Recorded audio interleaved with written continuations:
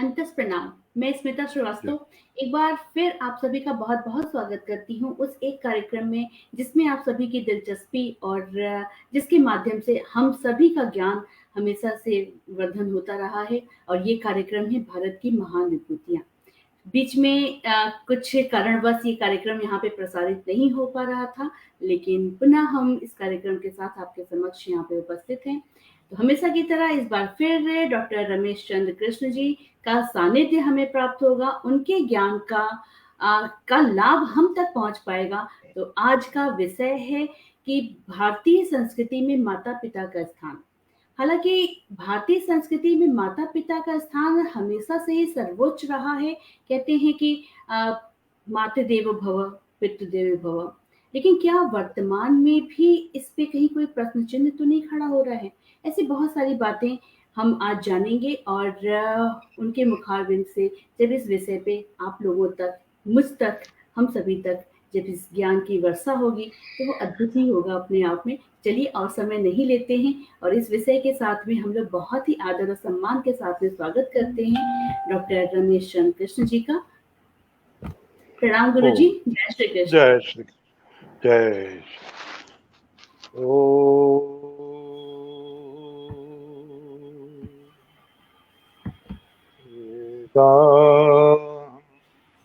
पुरुषम आदित्यवर्णम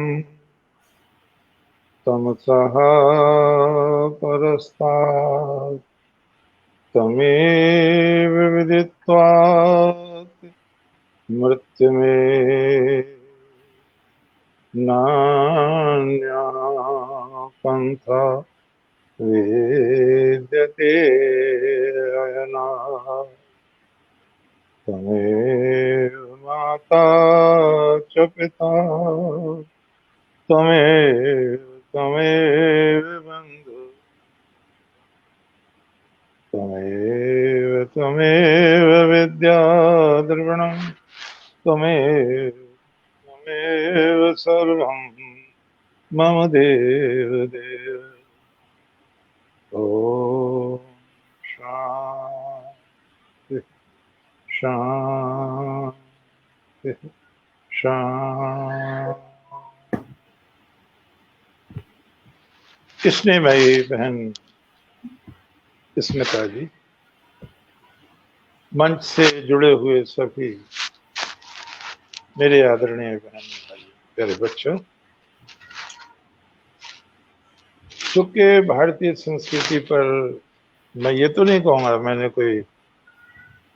कोई मौलिक कार्य किया है, लेकिन यथा सामर्थ्य कुछ किया है। कहते हैं जब भगवान राम के लिए वानर लोग समुद्र पर पुल बांध रहे थे तो एक गिलहरी कहीं से आई और वो अंदर गई पानी में और रेत में लौटी और फिर पानी में, तो भगवान का ध्यान उस ओर गया। अब सबका तो नहीं गया लेकिन भगवान का गया। उन्होंने उसे बुलाया, तुम क्या कर रही हो प्रिय बच्ची? बोले मैं भी मदद कर रही हूँ पुल बांधने में। तो उन्होंने कहा कैसे? बोले ये तो बड़े बड़े वृक्ष डाल रहे हैं, पत्थर डाल रहे हैं, शिलाएं डाल रहे हैं, मैं अपनी यथा सामर्थ्य रेत डाल रही हूँ, जिससे ये न रहे कि भगवान के काम में मैंने कोई भाग नहीं लिया। कहते हैं प्रभु बहुत प्रसन्न हुए और प्यार से उसकी कमर पे हाथ फेरा।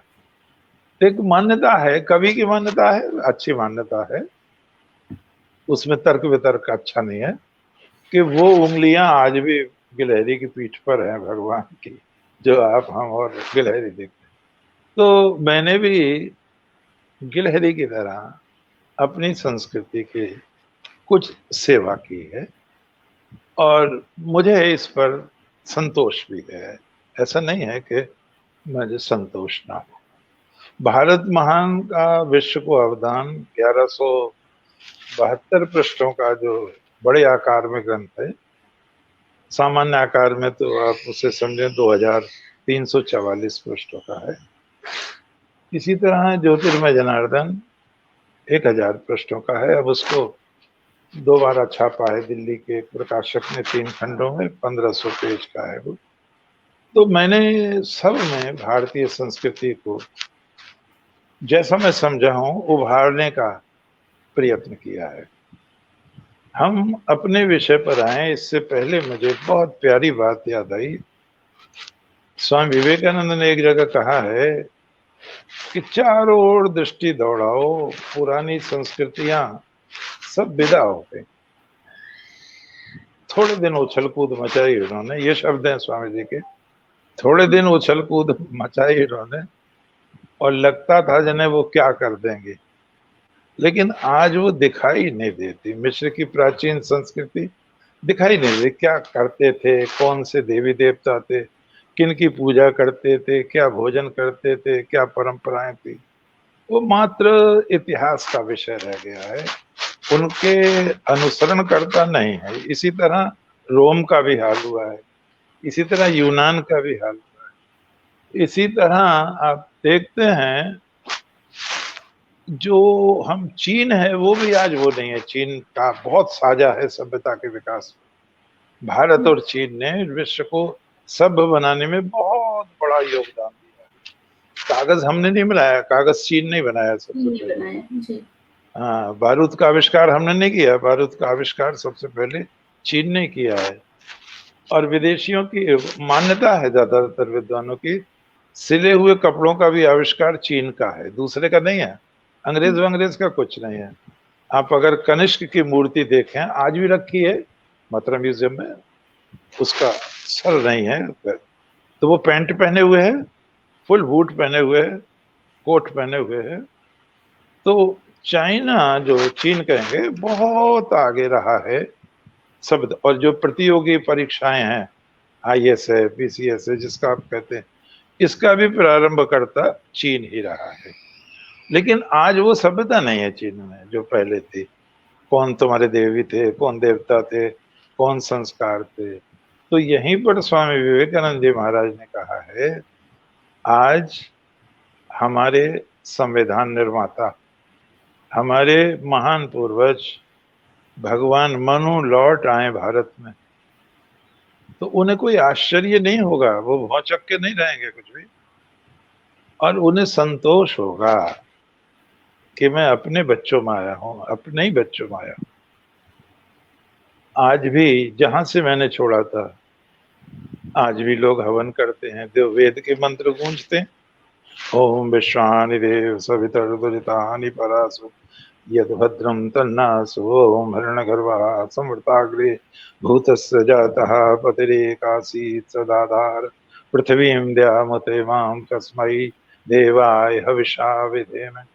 आज भी माता पिता के वो प्रतीक, वो प्रतिमान आज भी मौजूद हैं। शिक्षा के आदर्श आज भी मौजूद हैं। वेद की ऋचाओं का गान आज भी होता है। मेरे बाद जो रामायण का प्रणयन हुआ, वो भारत से सारे विश्व में गई है। विश्व का कोना कोना भगवान वाल्मीकि और भगवान राम से आह्लादित, अपने को गौरवान्वित समझता है। कितने ही देश के लोग अपने राजा नाम के आगे राम लगाते हैं। कितनों ने अयोध्या बनाई है, किन्होंने हवाई जहाजों के नाम गरुण रखे हैं। बहुत बहुत काम किया है, बहुत काम किया है। तो इसी तरह से हमारे जो भगवान मनु हैं, वो कहते हैं, अगर उन्हें बात की भाषा में बोलना पड़े, आज भी महाभारत की वही प्रतिष्ठा है, आज भी भगवत गीता पढ़ी जाती है, आज भी संसार के कोने कोने में वो स्वर गूंज रहा है जो 5123 वर्ष पहले कुरुक्षेत्र की भूमि में गूंजा था। क्लैव्यम मास्र महापाठ न तत्व पद्धते क्षुद्रम हृदय दौर्बल्यम त्यक्तोत्तिष्ठ परम तप। आज भी उन्हीं मंत्रों से विवाह होता है जैसे मेरे समय में होता था। आज भी वही प्रतिज्ञाएं होती हैं, आज भी वही मर्यादाएं हैं। तो भगवान मनु प्रसन्न होंगे कि मैं अपने ही बच्चों में आया हूं। मुझे ये बहुत अच्छा लगा, स्वामी विवेकानंद का ये आकलन मुझे इतना अच्छा लगा जब मैंने पढ़ा मेरा रोम रोम खिल उठा। मैंने कहा स्वामी जी ने बहुत गजब की बात कही है। हम जब प्रारंभ करते हैं अपनी संस्कृति में माता और पिता का स्थान, तो वेद में एक मंत्र में ऋषि कहता है, वस्याम इंद्रासि में पितरुत। हे प्रभु, परमात्मा को कहता है, हे प्रभु आप मेरे पिता से महान हैं। फिर कहता है भ्रातुर्भुंजता, हे प्रभु आप मेरे भाई से भी महान हैं। फिर क्या कहता है, माता में छदयता, आप मेरी माता जैसे हैं। हाँ, क्या कमाल किया है। ईश्वर को माँ से आगे नहीं जाने दिया, आप मेरी माँ जैसे हैं। मैं जब विचार करता हूँ, थोड़ा तो पढ़ते ही हैं बाहर की संस्कृतियों को भी, जैसे मोहम्मद साहब का भी एक बहुत सुंदर वाक्य है, माँ के कदमों में जन्नत होती है। बड़ा अच्छा वाक्य है ये। तो लेकिन मैं, जहां तक मेरी सीमित जानकारी है, किसी भी संस्कृति में माँ का इससे अच्छा महिमा मंडन कहीं नहीं है कि माँ कैसी है। ईश्वर कहता है माँ जैसा है, माँ जैसा है। और हमारे यहाँ तो देवी सूक्त है, उसमें ईश्वर को माँ मानकर ही स्तुति है। और जब देवी कुंती ने भगवान की स्तुति की है, हमारे केवल हमारी संस्कृति में ही ईश्वर को माँ कहा जाता है, दूसरी संस्कृतियों में नहीं कहा जाता। हमारी संस्कृति में ईश्वर को माँ कहा जाता है। देवी कुंती ने यही तो कहा, त्वमेव माता च पिता त्वमेव बंधुश्च सखा त्वमेव विद्या द्रविणम त्वमेव सर्वम मम देव। हे प्रभु, श्री कृष्ण को मनुष्य मानकर नहीं, ईश्वर मानकर वो प्रार्थना कर रही हैं, हे कृष्ण आप ही माँ हैं, आप ही पिता हैं, आप ही सखा हैं, आप ही बंधु हैं, आप ही विद्या हैं, आप ही धन हैं। तैत्तिरीय उपनिषद में बहुत सुंदर आया, सत्यम वद। हे मानवों, अपने शिष्यों से कहते हैं, ये दीक्षांत भाषण है, जिसको आज भी दीक्षांत भाषण होते हैं, तो ये दीक्षांत भाषण हो रहा है। विदा करते समय विद्यार्थियों को गुरु कह रहे हैं, जीवन भर के लिए मैं तुम्हें उपदेश देता हूं, जो पढ़ा तुमने वो तो पढ़ लिया, अब तुम्हें जीवन भर जिनका आचरण करना है वो बातें बताता हूं। सत्यम वद, सत्य ही बोलना, सत्य से समझौता मत करना। सत्यम वद, सत्य ही बोलना। धर्मम चर, धर्म का आचरण करना। बोलना सत्य, लेकिन धर्म की हानि ना हो जाए, बहुत बड़ी बात है। कभी फिर कहेंगे इसको, बहुत बड़ा इसमें टाइम लग जाएगा समझाने में। बोलना तो सत्य है, लेकिन वो सत्य नहीं बोलना है जो धर्म की हानि कर। सत्यम वद धर्मम च स्वाध्यायान मां प्रमदाहा। स्वाध्याय में प्रमाद ना करना, पढ़ते रहना, विद्या का अनुशीलन करते ही रहना। मैं जब पढ़ता हूँ, बाहर के बहुत अच्छे ग्रंथ पढ़ता हूँ जो भी मेरे उपलब्ध होते हैं, लेकिन मैं कभी कभी अपने ही ग्रंथ पढ़ता हूँ और मैं स्वयं ही आनंदित होता हूँ अपने ग्रंथ पढ़कर। और मुझे आश्चर्य होता है, क्या मैंने लिखे हैं ये ग्रंथ? इतने सुंदर बातें कहीं कहीं आई हैं, मुझे स्वयं आश्चर्य। फिर मुझे लगता है निमित्त मात्रम भव सब साचिम, हमें भगवान ने निमित्त बनाकर स्वयं लिखा है, स्वयं कहा है। यही सर्वश्रेष्ठ व्याख्या हो सकती है, क्योंकि मनुष्य पर जो भी कुछ है वो परमात्मा का है। तो यहाँ पर जब वो कहता है ऋषि परमात्मा से, आप मेरे पिता से बड़े और आप मेरे भाई से बड़े हैं, आप मेरी माँ जैसे। तो जरा एक कवि की दृष्टि से, एक विचारक की दृष्टि से, एक बालक की दृष्टि से विचार करें, इसमें क्या गहराई है। तो जैसे ईश्वर सृष्टि की रचना करता है,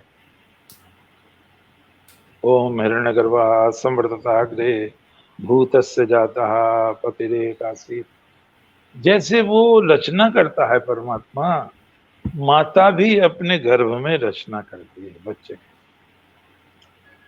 और जैसे ईश्वर पालन करता है, तो माँ गर्भ में भी उसको भोजन देती है, गर्भ में भी उसका पालन करती है।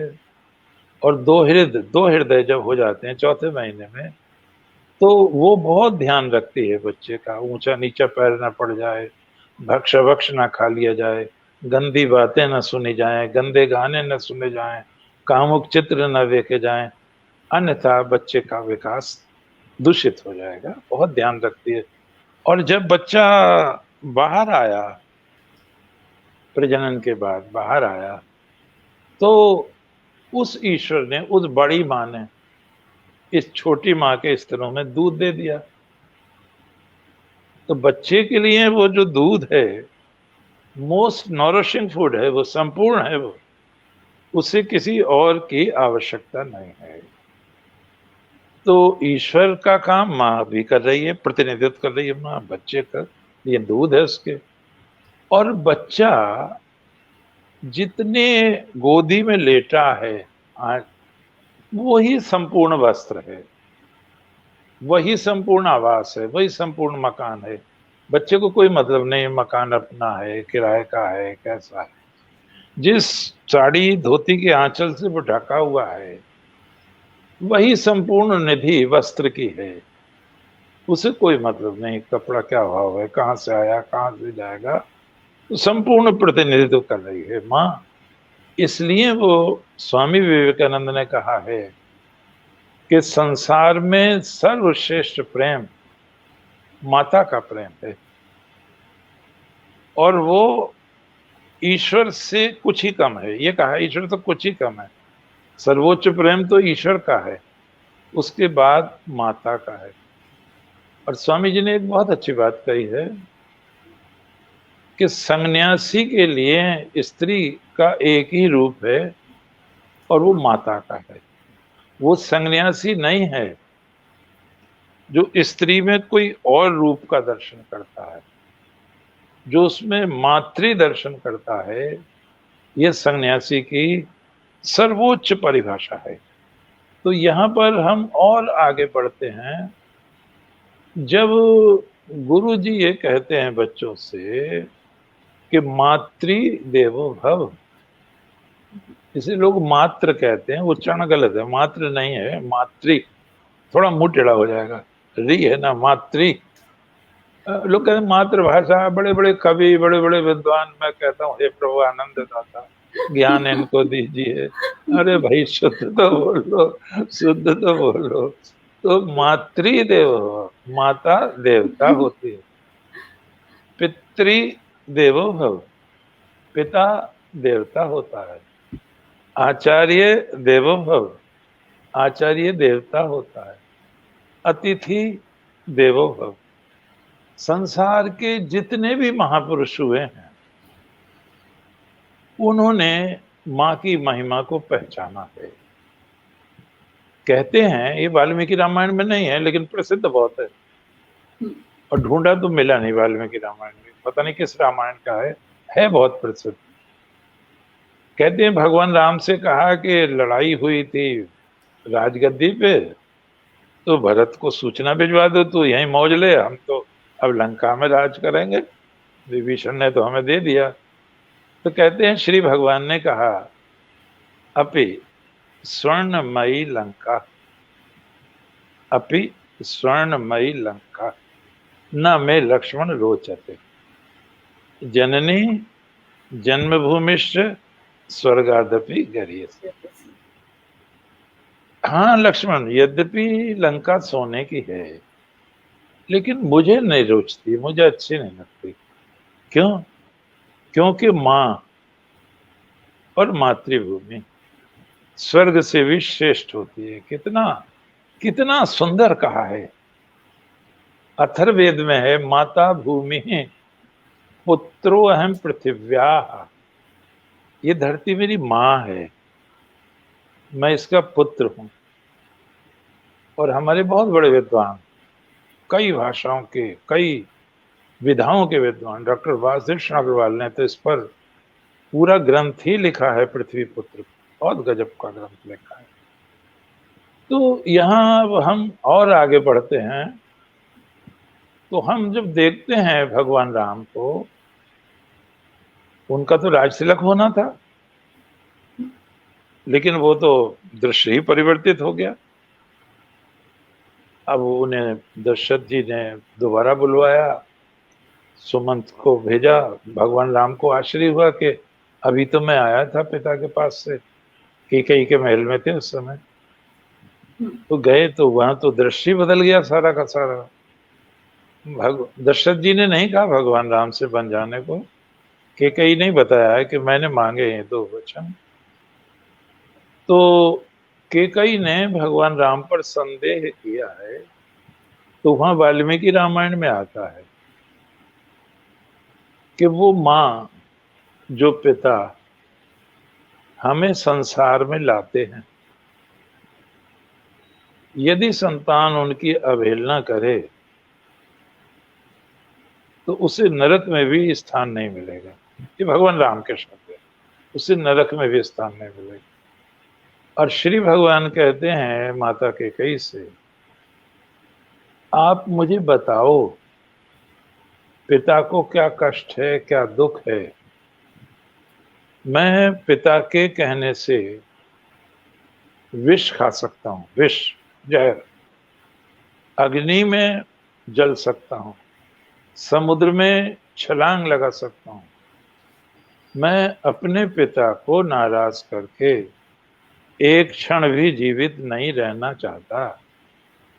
रामो द्विर न भाषते, राम को दोबारा कहने की आदत नहीं है, अर्थात मैं झूठ नहीं बोलता हूं, अब बताएं क्या बात है। और तब कैकेयी ने उनको बता दिया, और श्री भगवान ने उस आज्ञा का पालन किया।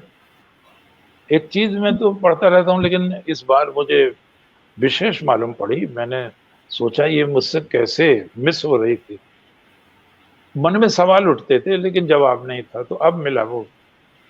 जब देवी सीता बहुत आग्रह कर रही थी भगवान राम से वन में चलने को, और भगवान राम प्रत्यक्ष नहीं कहना चाह रहे थे, लेकिन थोड़ा सा बचकर समझा रहे थे, तो मैं आश्चर्यचकित रह गया। भगवती सीता ने कहा, मैं भी वनवासी के रूप में रहूंगी, ब्रह्मचर्य पूर्वक रहूंगी।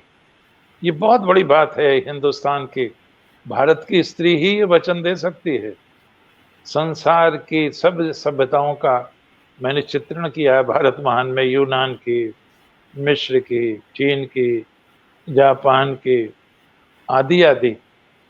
और तब ये निष्कर्ष निकाला है कि स्त्रियों के विषय में जो सम्मान भारत में है, वो कहीं भी किसी भी संस्कृति में कभी भी नहीं रहा। और मिस्र में तो भाई बहन शादी करते थे, बड़ी अजीब अजीब बातें हैं संसार की। तो भगवान राम ने ये कहा, और देवी सीता ने कहा, मैं आपके साथ ब्रह्मचर्य पूर्वक वनवास करते, जैसे वनवास एक तरह का त्यागमय जीवन है। और तब मैंने कहा कि ये आदर्श, इसीलिए स्वामी विवेकानंद ने कहा था, पहले वाल्मीकि की प्रशंसा की उन्होंने, फिर भगवान राम की प्रशंसा की, फिर जब देवी सीता की प्रशंसा कर रहे हैं स्वामी जी, तो आज हम जिसको कहते हैं कलम तोड़ दी, तो वो कहते हैं राम तो कदाचित और भी होंगे, भविष्य में जन्म लेंगे। सीता एक ही बार के लिए जन्मी है, सीता पवित्रता से भी पवित्र हैं, वो महान से भी महान हैं। हमें गर्व है, हम सब सीता के बालक हैं। सीता हमारे मस्तिष्क में, भेजे में हृदय में रोम रोम में बस गई हैं। हम सीता के ही बालक हैं। जब तक भूपृष्ठ पर 5 भी गंवार लोग, गंवार का मतलब बिना पढ़े लिखे लोग, सीता की कथा कहते रहेंगे, तब तक भारत की संस्कृति अमर रहेगी। इसे कोई नष्ट नहीं कर सकता। क्या कितनी बड़ी बात कही है। मैं कहता हूं कि क्या भगवान ने बात कही है, तो स्वामी जी ने क्या गजब की बात कही है देवी सीता के बारे में। हम कुछ ऐसे उदाहरण लेते हैं माता के से संबंधित। जब भगवान शंकराचार्य पढ़ रहे थे गुरुकुल में, बालक थे, बच्चे थे 5 वर्ष के, तो गुरुकुल में भिक्षा मांगनी अनिवार्य होती है, चाहे राजा का बच्चा हो चाहे गरीब का बच्चा। जब वो भिक्षा मांगने गए तो संयोग से एक ब्राह्मणी के घर, कहते हैं विधवा भी थी वो, और वो बहुत गरीब थे और वहां कुछ था ही नहीं भिक्षा में देने को। तब उन्हें ध्यान आया कि एक आंवला रखा है। हाँ, वो माँ गई और बालक शंकर, जो 5 वर्ष के बच्चे हैं, उनके हाथ पर आंवला रख दिया। बालक शंकर और रोने लगी माँ, ब्राह्मणी रोने लगी क्योंकि कुछ था नहीं देने को, और बच्चा भिक्षा में क्या, इससे तो भूख नहीं मिटेगी आंवले से। तो वहीं पर भगवान शंकर ने लक्ष्मी जी की स्तुति की, बहुत सुंदर स्तोत्र। लक्ष्मी जी प्रकट हुए, क्या चाहते हो पुत्र? माँ इन्हें धन दे दो। माँ लक्ष्मी ने कहा, इन्होंने पिछले जन्म में दान नहीं किया है कुछ भी। भोले बालक ने हाथ जोड़ के कहा, माँ पिछला जन्म तो किसने देखा है? आप नहीं देखा, मैंने तो नहीं देखा, लेकिन अभी तो आंवला दान दिया है माँ ने। तो लक्ष्मी जी को कहते हैं हंसी आ गई और उन्होंने कहा तथास्तु। और अगले दिन कहते हैं पूरे आंगन में सोने के आंवलों की वर्षा, और एक स्तोत्र चलता है कनक धारा स्तोत्र। कहते हैं अगर किसी पर कर्ज हो गया हो, ना उतरता हो, तो वो नहा धो के नित्य प्रति कनक धारा स्तोत्र का पाठ किया करे। ऐसी ऐसी मान्यता है। भगवान इसी तरह ईश्वर चंद्र विद्यासागर बहुत गरीब थे, 2 रुपए की नौकरी करते थे उनके पिता कलकत्ते में। मुझे बड़ा ताज्जुब है, 2 रुपए की नौकरी और 50-60 मील दूर कलकत्ता में, कितने गरीब रहे होंगे। तो वो कोई साधु मांगने आए भिक्षा, वो किवाड़ के पीछे थी, अब कुछ भी नहीं था देने को, रोने लगे। तो ऐसा मैंने पढ़ा कि वो साधु बुढ़े थे। उन्होंने कहा, बेटी मैं समझ गया तुम बहुत गरीब हो, कुछ नहीं है, तुम गर्भवती हो ना? अब उससे बड़ा आश्चर्य हुआ कि महाराज को कैसे पता चल गया मैं गर्भवती हूँ, पर्दा बहुत था उस समय। तुम मुझे अपना घूंघट खोल के मुंह दिखाओ। ईश्वर चंद्र विद्यासागर की माँ ने, उन्होंने बेटी का, उन्होंने मुंह खोल दिया। ठीक है बेटी, तुम्हारी गरीबी का ये अंतिम अध्याय है।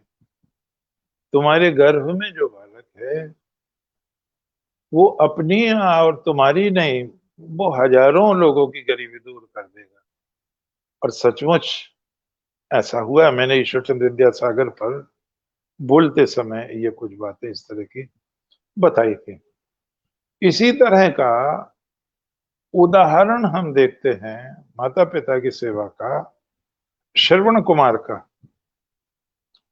माता पिता अंधे हैं, तीर्थ यात्रा करना चाहते हैं।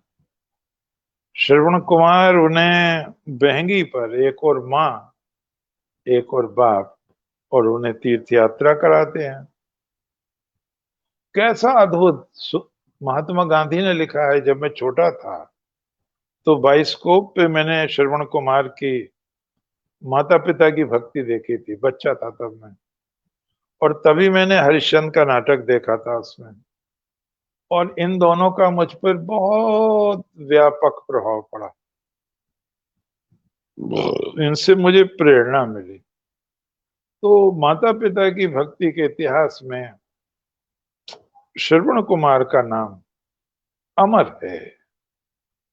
हम और आगे बढ़ते हैं। मध्यकाल में एक महान महिला हुई हैं जीजाबाई। देवगिरी के राजघराने की कन्या थी वो। बहुत बुरा समय था उस समय। 1627 में जन्म हुआ है शिवाजी महाराज का। बहुत संकट में थी उस समय स्त्री जाति, और माता जीजाबाई रोज भगवान से प्रार्थना करती थी कि मेरी कोख से ऐसे बालक पैदा हो जो स्त्री जाति की रक्षा करे, वेदों की रक्षा करे। हिंदवी स्वराज, हिंदू राज कहा जाएगा, हिंदवी शब्द आया, हिंदू स्वराज्य स्थापित करे। और शिवाजी की माँ जीजाबाई ने बहुत, हमारी हजारों माताएं बहनें रोज भगवान से प्रार्थना कर रही थी कि एक ऐसा बालक, एक ऐसा अवतारी बालक जन्म ले जो इस पापों से हमारी रक्षा करे। और तब परमपिता परमात्मा ने जीजाबाई की कोख से छत्रपति शिवाजी को जन्म दिया। और माता जीजाबाई ने कहा कि तू माता के ऋण से वो ऋण होना चाहेगा क्या? उन्होंने कहा माता के ऋण से तो कोई ऋण आज तक नहीं हुआ माँ, फिर भी आपकी कोई इच्छा हो तो मैं उसे पूर्ण करूंगा। तो उन्होंने कहा मैं फिर से भारत में स्वर्ण युग देखना चाहती हूँ। मैं भारत में फिर से आर्य साम्राज्य देखना चाहती हूँ। तो शिवाजी ने माँ के चरण स्पर्श करके कहा अंतिम रक्त की बूंद तक, अंतिम सांस तक मैं प्रयत्न करूंगा माँ। और सचमुच उन्होंने ऐसा किया, हिंदू स्वराज्य स्थापित कर दिया। सारा संसार आश्चर्यचकित है। मुगल साम्राज्य को धता बताकर, 5 और मुस्लिम रियासतों को दबाकर, किस तरह एक छोटे से जागीरदार के बेटे ने हिंदू स्वराज्य की स्थापना कर दी। और भूषण ने सच्ची ही गाया है, राखी हिंदवानी हिंदवान को तिलक राख्यो, स्मृति पुराण राखी वेद विधि सुनी में, राखी रजपूती राजन की धरा में धर्म राख्यो, गुण गुणी में भूषण सुकवि जीत हद मरटन की, देश देश कीरत बखानी तब सुनी में, शाह के सपूत शिवराज शमशेर तेरी दिल्ली दलदाब के, दीवार राखी दुनी में। हमारी संस्कृति को बहुत दिया है माताओं ने। एक वाक्य आपको याद रखना चाहिए, बहुत गजब का वाक्य है। स्वामी दयानंद सरस्वती ने कहा है भारत का धर्म अपनी बेटियों से जीवित है। अरे वाह, मैं दंग रह गया जब मैंने पढ़ा। स्वामी दयानंद ने कितनी बड़ी बात कही है। भारत का धर्म, इसकी संस्कृति, इसकी पवित्रता उसकी बेटियों से सुरक्षित है। बेटों से नहीं बताया उन्होंने, बेटियों से सुरक्षित है। कितना बड़ा मूल्यांकन है ये। ऐसा ही मूल्यांकन है बहनों, भाइयों, प्यारे बच्चों, जैसे भगवान मनु ने कहा है यत्र नार्यस्त पूज्यन्ते रमन्ते तत्र देवता। जहां नारी की पूजा होती है वहां देवताओं का निवास होता है, वहां समृद्धि का निवास होता है। हम ये देखते हैं जिन्हें यहाँ आप सन्यासी कहते हैं, वो भी माँ का बहुत ध्यान रखते थे। विवेकानंद जब इंग्लैंड में थे, अमेरिका में थे, फ्रांस में थे, तो यहाँ चिट्ठी लिखा करते थे अपने शिष्यों को, माता को 100 रुपए भिजवा देना भुवनेश्वरी देवी को। तो वो अपनी माँ को 150 रुपया महीना देते थे स्वामी जी। एक उनकी विधवा बहन थी, 100 रुपया वो उसको भी देते थे। तो गृहस्थ होके माँ की सेवा करे, ये एक बात है। इतना बड़ा सन्यासी होके माँ की सेवा करे। एक बार कहते हैं ऋषि दयानंद के पेट में दर्द था, तो लोगों ने कहा आपको कष्ट है? बोले हाँ, मुझे कष्ट तो होना ही चाहिए, क्योंकि मैंने अपने माता पिता की सेवा नहीं की कभी। घर से भाग गए थे, सन्यासी हो गए थे। तो ये इतने बड़े लोग भी इस बात की अनुभूति थी, एहसास था कि हमने माँ की सेवा नहीं की जो हमें करनी चाहिए। भगवान श्री कृष्ण और बलराम ने जब कंस को मार दिया, जेल खाने में आके छुड़ाया माँ को, बाप को, उग्रसेन आदि को, तो श्री भगवान ने हाथ जोड़कर कहा, माँ, मेरी माँ, मेरे पिता, हम कितने अभागे हैं, हमने आपको कोई सुख नहीं दिया, आप हमारी क्रीड़ा नहीं देख पाए, हमारा तुतलाना नहीं देख पाए, हमारा बोलना नहीं देख पाए, और हम भी आपकी शीतल छाया से वंचित रहे। हम कितने अभागे हैं।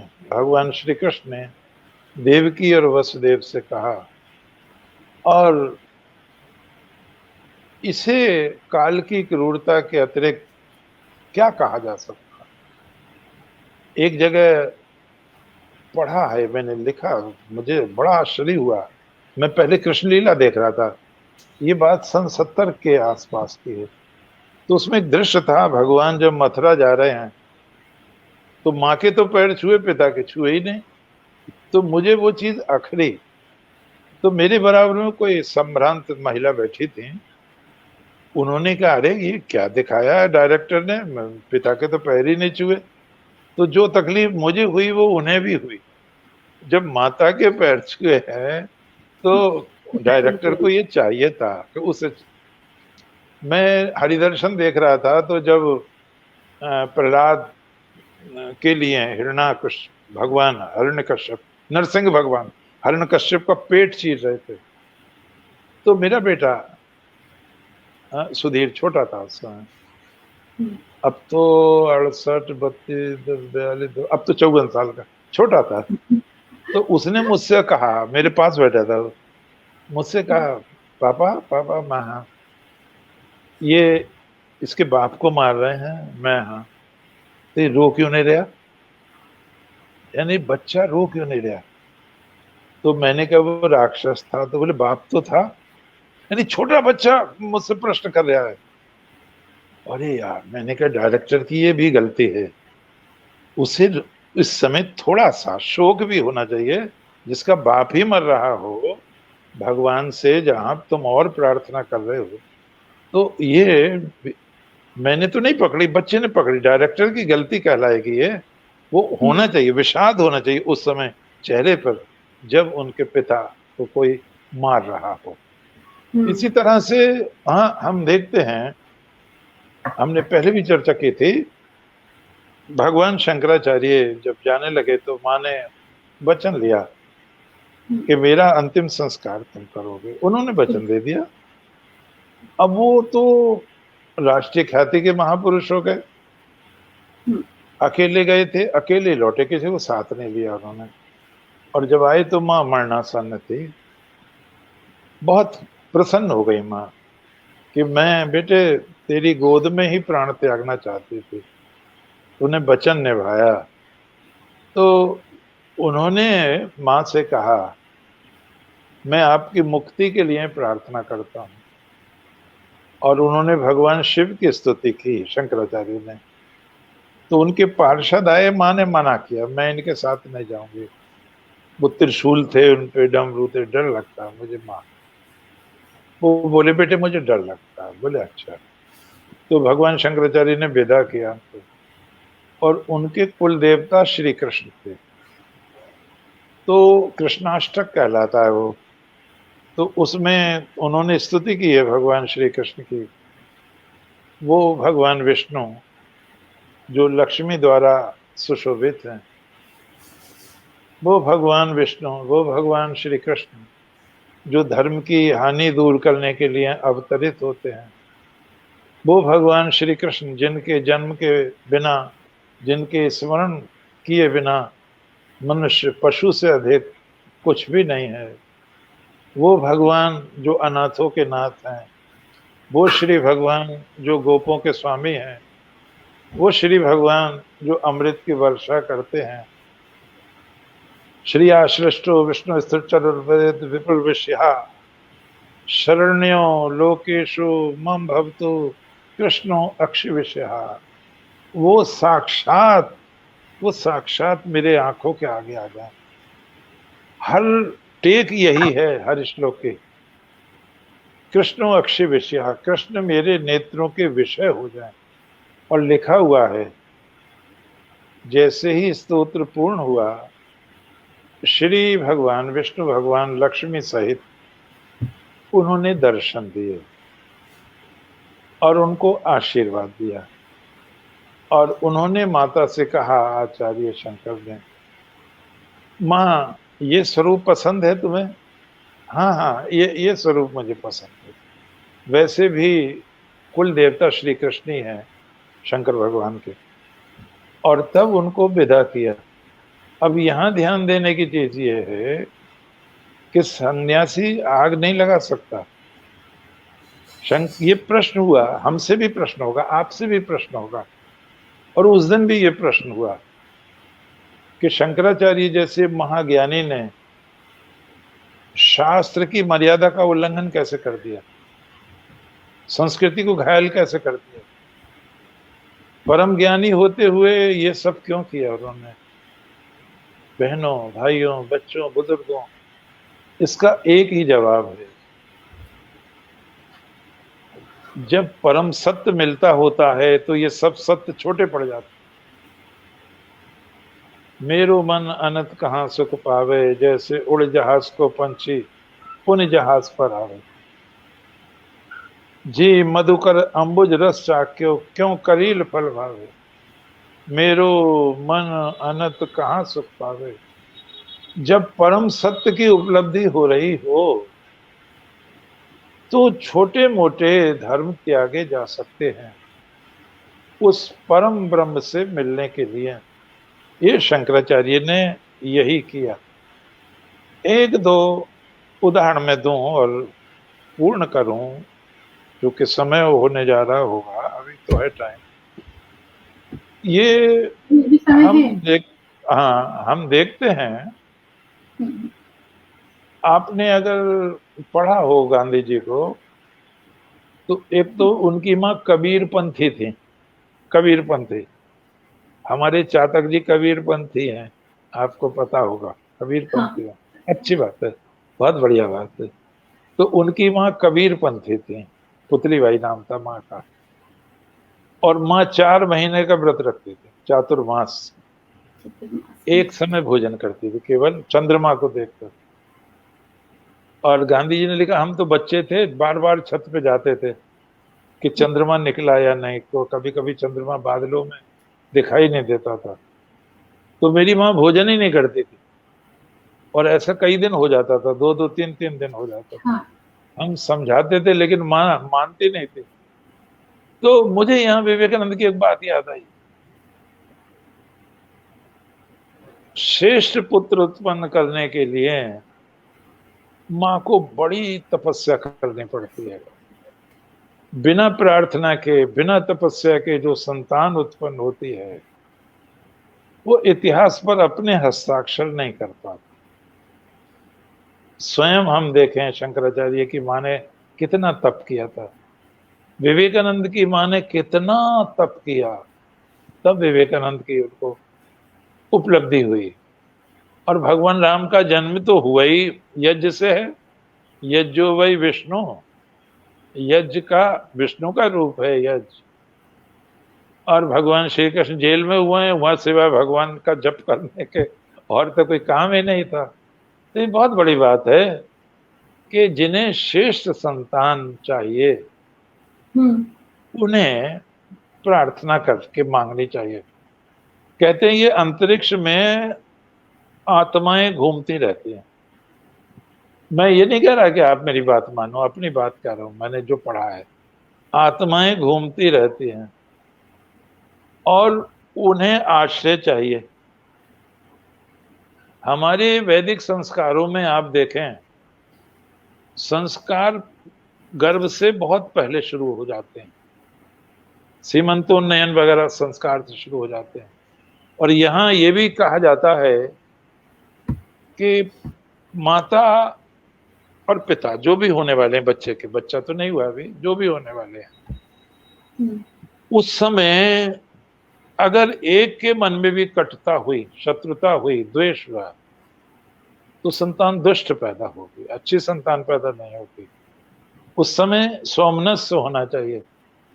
और ऐसे में जो बुरी आत्माएं हैं वो प्रविष्ट हो जाती, डर रहता है उनके प्रवेश करने का। मेरा बच्चे ने एक बार मुझे पूछा, मैं कहीं पता नहीं जा रहा था बस में, सुधीर ने पूछा, बोले पिताजी कंस के पिता का क्या नाम है? मुझे बड़ा आश्चर्य हुआ, मैं कंस के पिता को तो सब जानते हैं ना, क्या?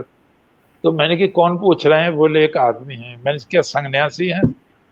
बोले नहीं, संन्यासी तो नहीं है। यहीं रहते हैं? बोले नहीं, हरिद्वार के हैं। तो मैंने कहा क्या उन्हें पता नहीं है? पूछो, कंस के पिता का नाम पता नहीं है क्या? तो बोले नहीं, आपसे पूछना चाह रहे हैं। तो कुछ चीजें होती हैं बहन और भाइयों, प्यारे बच्चों, जो हर समय नहीं बताई जानी चाहिए। तब मुझे बताना पड़ गया। मैं समझा कोई व्यक्ति है मेरी परीक्षा लेना चाह रहा है। मैंने कहा देखो, कंस के पिता का नाम तो उग्रसेन है, लेकिन वो पिता से पैदा नहीं है, राक्षस से पैदा है। और उस राक्षस का नाम दुर्विल है। उसने उग्रसेन का रूप बनाकर संतान उत्पन्न कर दी, और रानी ने ये बात छिपा ली, कंस की मां ने ये बात छिपा ली। तो कंस पिता से पैदा नहीं है, तो उसमें वही संस्कार आए सब। उग्रसेन का कोई संस्कार, उग्रसेन तो भक्त हैं, संत हैं, अच्छे आदमी, कोई संस्कार नहीं आया है। हम यहाँ पर एक और चीज देखते हैं कि जैसे महात्मा गांधी हैं, दूसरे लोग हैं। एक बहुत बड़ी बात मैं पढ़ रहा था मैथिली क्षणगुप्त की, अबला जीवन हाय तुम्हारी यही कहानी, आंचल में है दूध आंखों में पानी। फिर दूसरी जगह लिखा है, एक नहीं दो दो मात्राएं नर से भारी नारी।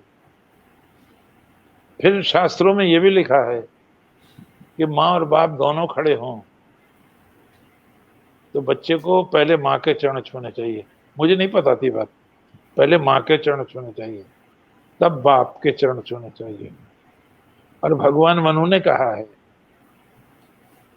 कि इतने अध्यापकों के बराबर एक आचार्य, और इतने आचार्यों के बराबर एक पिता, और हजारों पिताओं के बराबर एक माता होती है। तो माता का स्थान शास्त्रों में पिता से बहुत ऊंचा है। आपने कभी गौर किया हो, विचार किया हो, हमारे जितने श्रेष्ठ महापुरुष हैं, इतिहास निर्माता, मां लगता है उनके आगे सबके। कौन्तेय कुंती का बेटा, राधे कर्ण के लिए राधा का बेटा। इसी तरह से दूसरे लोग हैं, यशोदा नंदन, देवकी नंदन, माँ का ज्यादा महत्व है अपेक्षाकृत पिता के। एक मुझे बहुत अच्छी बात याद आई, बहुत अच्छी बात याद आई मुझे। जब संस्कृति पर संकट था, बहुत विद्वानों ने इस पर चर्चा की है। मैक्स मुलर ने कहा है, मुझे आश्चर्य है, इतने अत्याचार हुए भारत पे लगातार 800 वर्ष तक, फिर भी पता नहीं ये संस्कृति जीवित कैसे रह गई। ये उन्होंने लिखा है, आश्चर्य है। उसने लिखा है, बिल्डूराम, बहुत बड़ा विद्वान है बिल्डूरा ने, the Mohammedan conquest of India is probably the bloodiest story in the world history. आक्रांताओं की भारत विजय विश्व की सबसे अधिक खून में लिपटी हुई एक दर्दनाक कहानी है। तो उन्होंने लिखा है कि हमें आश्चर्य है, इतने संघर्ष के बाद कैसे संस्कृति जीवित रह गई है। ये बहुत बड़ा आश्चर्य है। तो मैं थोड़ा सा प्रकाश डालूंगा इस बात पर, जी। और मैं कहूंगा आप पहली बार सुन रहे होंगे, कुछ चीज नहीं, ज्यादा नहीं सुना होगा इसको। कुछ कुछ नहीं, मुझे भी तो नहीं। भरोसा, कुछ कुछ मुझे भी भरोसा है अपने पे।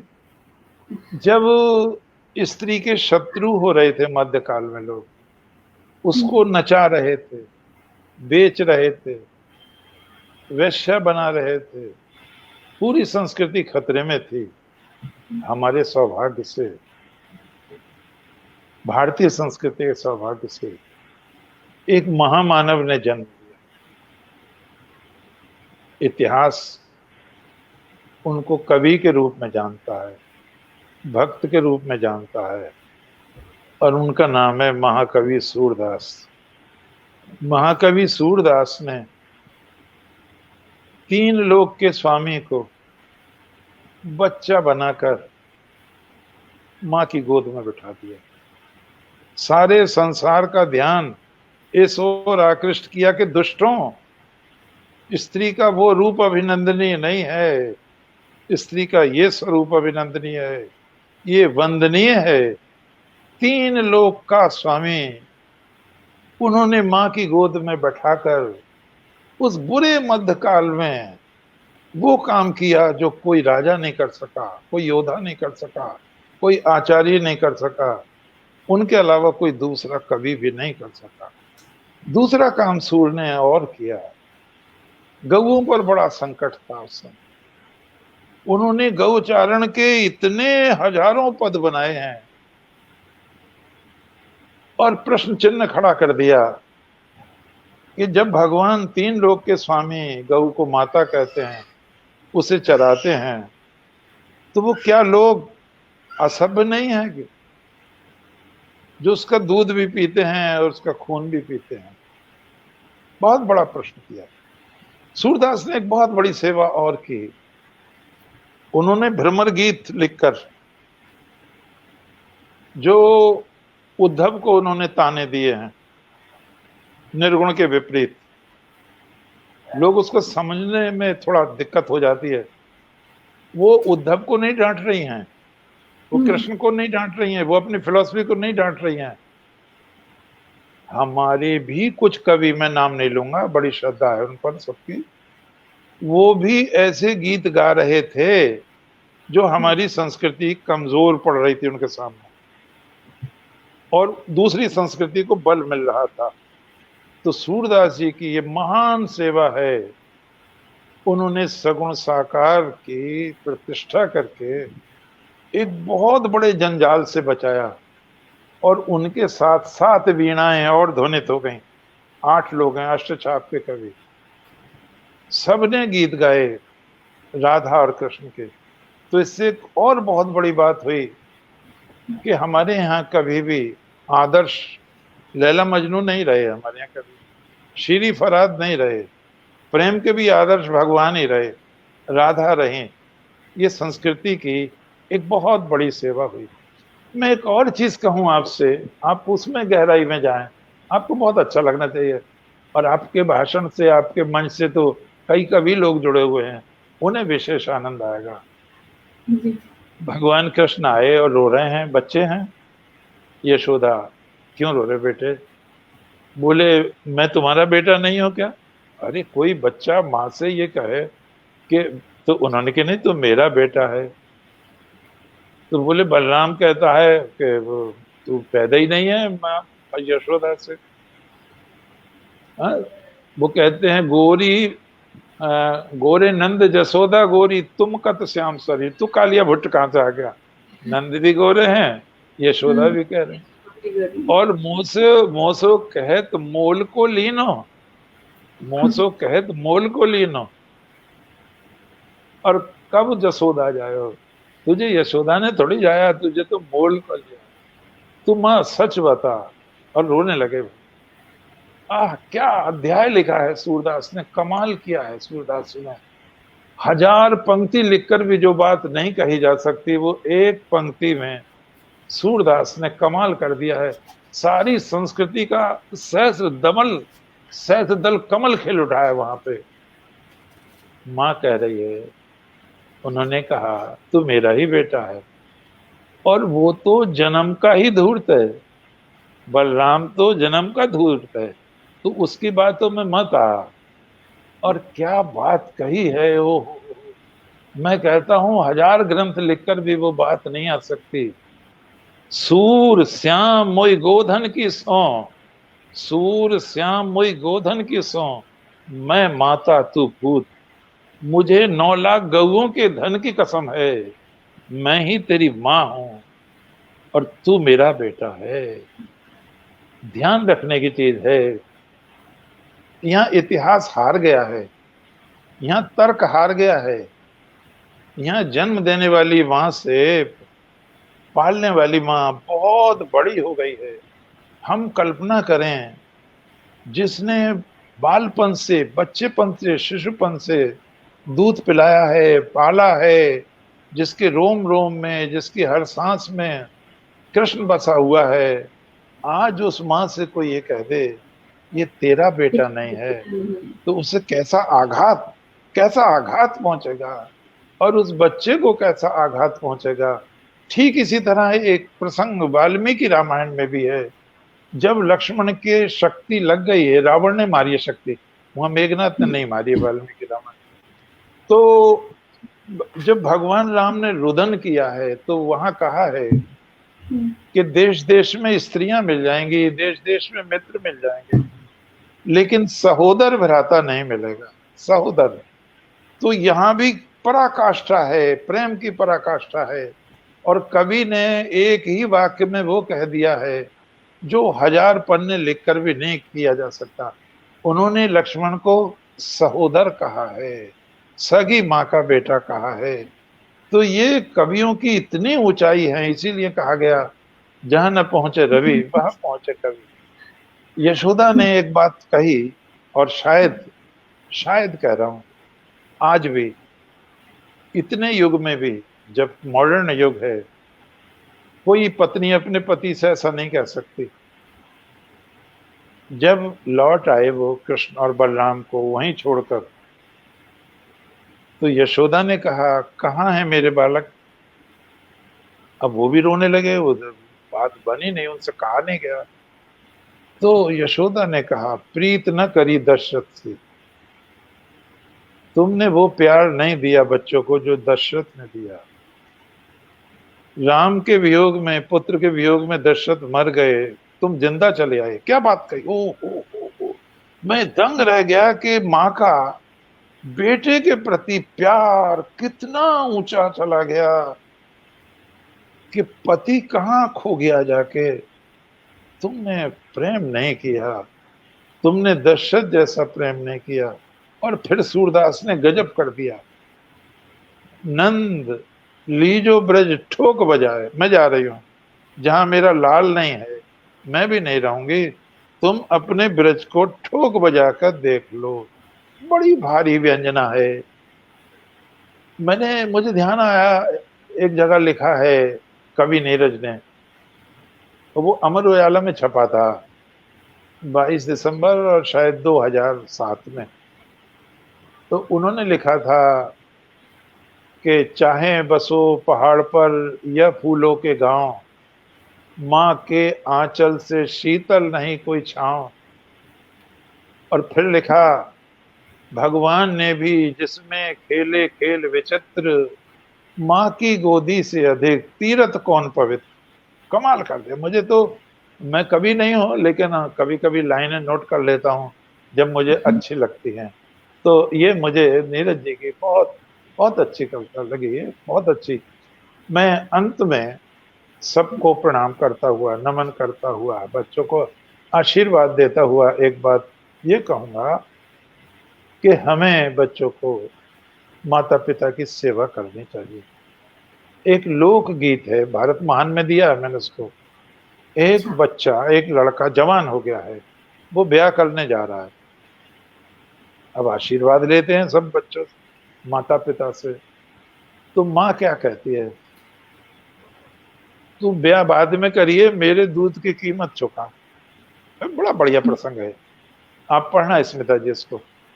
जी। हाँ, हाँ, तो उसमें बच्चा कहता है, लड़का कहता है, जवान है लड़का, वो कहता है, हे माँ, मैं सातों समुद्र का जल भी पी लूं तब भी दूध का मूल्य नहीं चुकाया जा जी। सकता। मैं आकाश के सारे तारे गिन लूं तब भी उसका मूल्य नहीं चुकाया जा सकता। हे माँ, मैं तो किस खेत की मूली हूं। भगवान राम भी जो पुरुषोत्तम कहलाए, वो भी माता का ऋण चुका नहीं पाए। बहुत अच्छा लगा मुझको। तो माता का, पिता का ऋण कभी नहीं चुकाया जा सकता। इसीलिए युधिष्ठिर ने कहा था कि माता जो है भूमि से भारी है और पिता आकाश से भी ऊंचा है। हमें इनकी वंदना करनी चाहिए। हमारी संस्कृति में कुछ विकार आ रहा है, कुछ स्खलन आ रहा है, और ऐसे उदाहरण है कि कहीं कहीं माँ को बांट लिया है, बाप उसके हिस्से में, माँ उसके हिस्से में। ये बहुत शोचनीय स्थिति है। हमें बहुत, हम सौभाग्यशाली हैं इस समय। मैं एक बात जरूर कहूंगा, हम इस समय बहुत सौभाग्यशाली हैं। हमारे साथ जो अत्याचार हुआ, आज उसका प्रतिकार हो रहा है। हमारे देव स्थानों का उद्धार हो रहा है। हमारी जनता को जो सताया गया है, उसका प्रतिकार किया जा रहा है।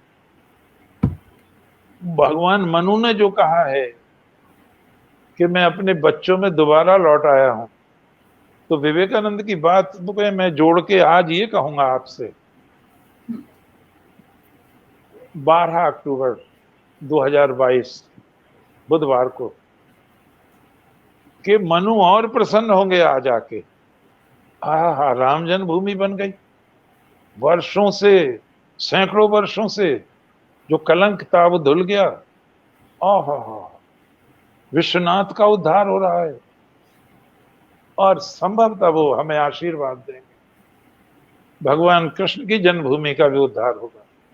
वो कश्मीर जो कश्यप ऋषि का है, जो देवभूमि है, जहां भगवान शंकर को सर्वज्ञता प्राप्त हुई थी पीठ पर आरोहण करके, जहां उन्होंने एक कन्या की रोज पूजा करके मनोखीर से प्रसाद चढ़ाया था, आज उसका भी उद्धार हो रहा है।